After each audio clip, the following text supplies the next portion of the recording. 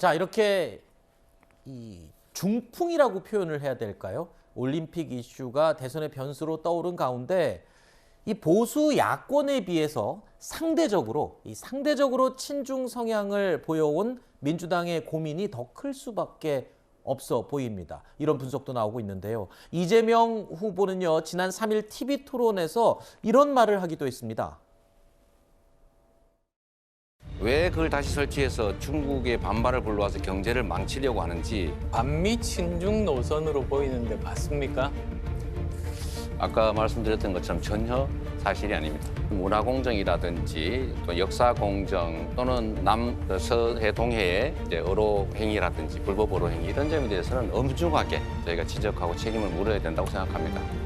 그러나 우리가 경제적 협력 관계를 벗어나서도 안 되고 벗어날 수도 없기 때문에 가급적 우호 관계를 유지하는 것이 바람직하다.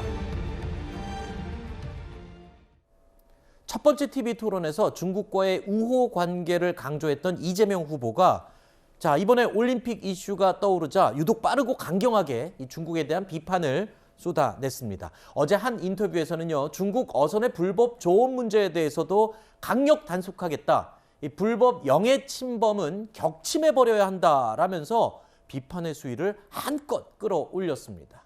자, 이재명 후보의 이런 발언들, 현 정부의 친중 이미지와는 발빠르게 선을 긋고 지금 국민들의 공감대에 동참하겠다, 이런 입장으로 보이는데 어떻습니까? 그러니까 국가가 어떤 다른 나라와의 정책을 할 때요, 그건 사안별로 항상 우리의 목소리를 냈습니다. 우리 국익을 위해서 목소리를 냈고요.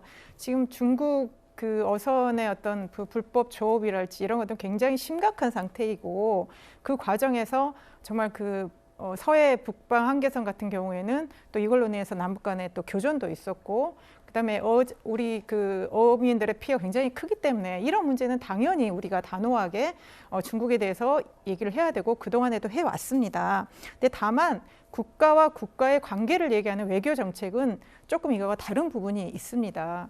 지금 윤석열 후보는 굉장히 문재인 정부가 친중, 친북에 뭔가 굴욕 외교를 하고 있다고 좀 단정을 하시는데요. 네. 우리나라가 분단 국가인데다가 결국은 주변 강대국 사이에서 굉장히 어려운 어떤 균형 외교를 하고 있습니다. 미중 관계에서 적절하게 하고 있고요. 뭐 미국은 우리가 한미는 정말 오랫동안 우호 관계로서 튼튼한 한미 동맹을 유지하고 있고, 또 중국은 또 중국과의 어떤 경제적인 의존이나 교류들이 강하기 때문에 그런 점에서 미국은 미국대로, 중국은 중국대로 우리 국가가 국익을 위해서 저는 균형 있게 잘하고 있다고 봅니다. 네. 이재명 후보의 이런 입장 발표. 글쎄요, 또 반대로 얘기하면 상대적으로 덜 반중 정서 입장을 보였던 윤석열 후보. 그렇다고 해서 지금 적극적으로 또 반중 정서를 내세우기는 또 위험도가 있는 것 같아요. 그렇습니다. 외교를 어떤 국내 정치 또 선거에 이용한다는 것이 국익에 도움이 되느냐, 도움이 되지 않는다고 생각합니다. 기본적으로.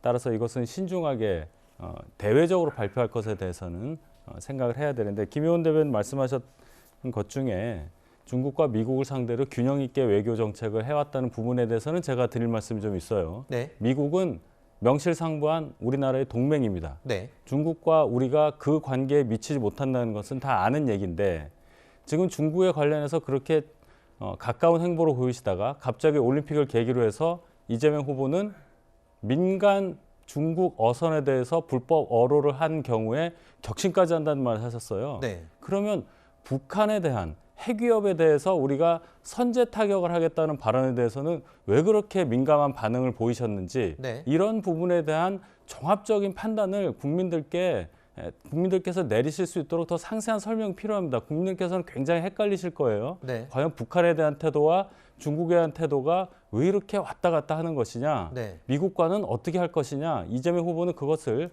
분명하게 밝혀야 된다고 생각합니다. 네.